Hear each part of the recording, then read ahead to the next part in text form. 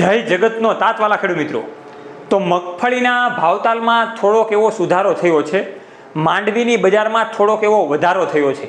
તો આની વિશેની માહિતી મેળવવાની છે, કેમ કે અવારનવાર ઘણા બધા ખેડૂત મિત્રો કહેતા હોય છે કે ભાઈ કપાસના ભાવની તમે માહિતી આપો છો, એ રીતના મગફળીના ભાવતાલની પણ માહિતી આપો, જેથી કરીને અમને ખબર પડે કે ભાઈ એકચ્યુઅલ માર્કેટ યાર્ડમાં કેવા બજાર ભાવની સરેરાશ જળવાઈ રહી છે, જેથી કરીને આપણને ખ્યાલ આવે। તો આજના વિડીયોમાં આજ વાતચીત કરવાની છે કે ભાઈ મગફળીના ભાવતાલમાં જે વધારો થયો છે એ શેના કારણે વધારો થયો છે અને મગફળીના ભાવતાલ વધવાની દ્રષ્ટિએ કેવા લાગી રહ્યા છે એની આજે આપણે માહિતી મેળવવાના છીએ। તો હું તમારી સાથે સાગર રાસડિયા, ખેડૂત પુત્ર, આપ સૌ ખેડૂત મિત્રોનું હાર્દિક સ્વાગત કરું છું। ખેડૂત છે તો જગત છે, એવા હેતુથી અવારનવાર ટેકનોલોજીકલ ડિજિટલ ખેતીવાડીની માહિતી આપણે લાવતા રહીએ છીએ, જેના કારણે ખેડૂત મિત્રો માહિતગાર બને અને ઓછી જમીનમાં ખૂબ સારું એવું ઉત્પાદન મેળવી શકે। તો આ પ્લેટફોર્મ પર તમે બિલકુલ નવા હોય તો આ ચેનલને સબસ્ક્રાઈબ કરજો અને ફેસબુક પેજને પણ ફોલો અને લાઈક કરી દેજો।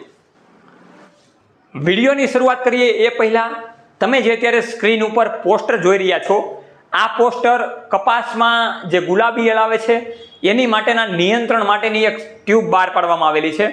આ ટ્યુબની મદદથી જે કપાસમાં ગુલાબી ઈયળનો ખૂબ સારો એવો એટેક આવે છે એને આપણે આસાનીથી રોકી શકીએ છીએ અને ગુલાબી ઈયળ માટે બીજો જે ખર્ચો કરીએ છીએ એ પણ ખર્ચો કરવાની જરૂર રહેતી નથી।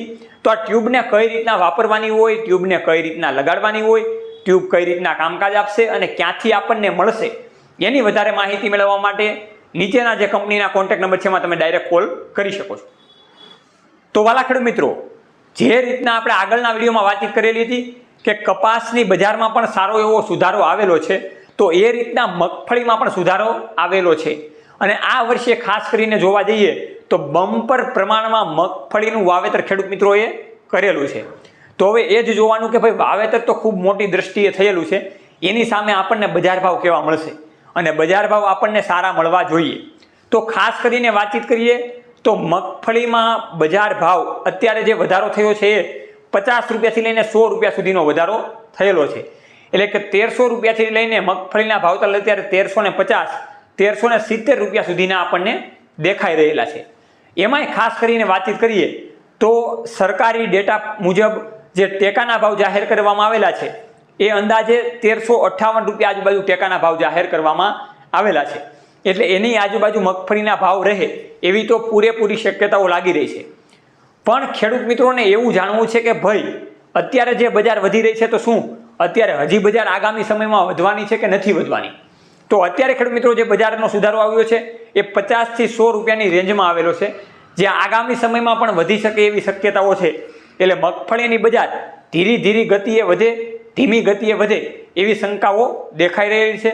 એટલે જે ખેડૂત મિત્રોએ મગફળીનું વાવેતર કરેલું છે એવા ખેડૂત મિત્રોને મૂંઝાવાની જરૂર ઓછી છે અને આપણે પણ સરકારને એ જ જાહેરાત કરીએ કે ભાઈ મગફળીના ભાવ ખૂબ સારા એવા રહે, 1500 રૂપિયા સરેરાશ મગફળીના ભાવતાલ રહે, જેથી કરીને જે આપણે મગફળી ખૂબ મોટા પ્રમાણમાં વાવેલી છે એનું આપણને ટૂંકમાં પૂરેપૂરો લાભ મળે।